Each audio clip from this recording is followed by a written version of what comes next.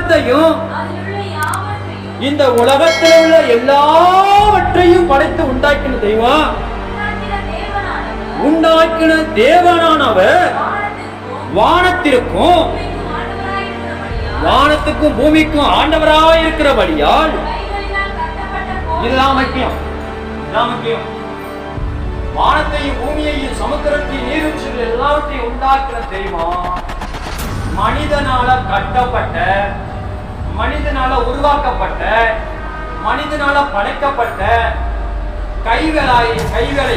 கையினால செய்யப்பட்ட கோயிலுக்குள்ள அவன் வாசம் பண்ணுவது.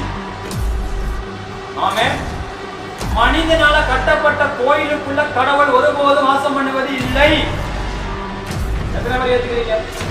நீ பிரமாண்டமா கட்டலாம், விண்ணுலக சாண்டி விட நீ கட்டிட்டு இருக்கலாம், கடவுள் வாசம் பண்ண மாட்டார். காரணம், நீ மனிதன் கை வேலை திறமையை கட்டிருக்கிற, அந்த திறமையில கட்டு வந்து வாழவே மாட்டார், கடவுள் வாழவே மாட்டார்.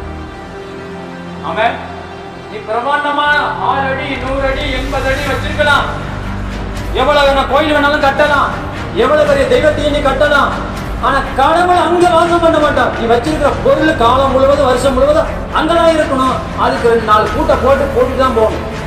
ஆமே, அல்லேலூயா. வானத்தையும் பூமியை உண்டாக்கின கடவுள் ஒரு கோயிலுக்குள்ள வாசம் பண்ண மாட்டார். மனிதனால் உண்டாக்கப்பட்ட கோயிலுக்குள்ள கடவுள் இருப்பதே இல்லை. அடுத்த வசனத்தை,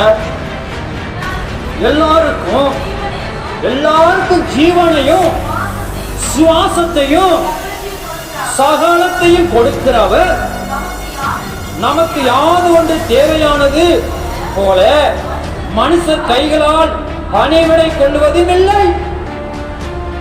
எப்பா, நீ மனுஷன், அவர் கடவுள், அவர் தெய்வம், உன் பணிவிடையை அவர் விரும்புவதில்லை, உன் பணிவிடையை விரும்புவது அல்ல.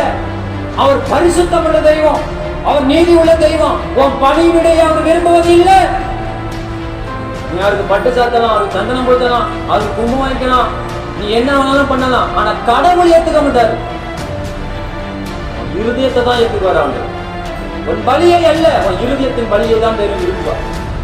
ஆமென், அல்லேலூயா. தேவன் கடவுள் எனக்கு அதை பண்ணணும் இதை பண்ணணும் ஆண்டு முடி கேட்பாரா? கடவுள் வேன் பிடித்த முடிய கேட்பாரா? அதே கடவுள் தலையை கடவுள் என்ன குட்டுவியா? நீ கடவுளை கொள்ள மாட்டேன். நீ முடிய கொடுக்குற, நீ என்ன நம்பிக்கையில கொடுக்குற?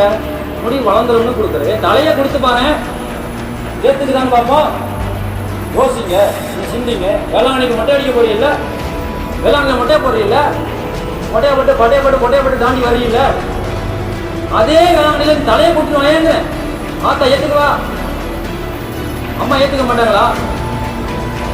மனிதன் விரும்புகிற கைவேலையாகவே இந்த காரியத்தை ஆண்டவர் ஏற்றுக்கிறது இல்லை.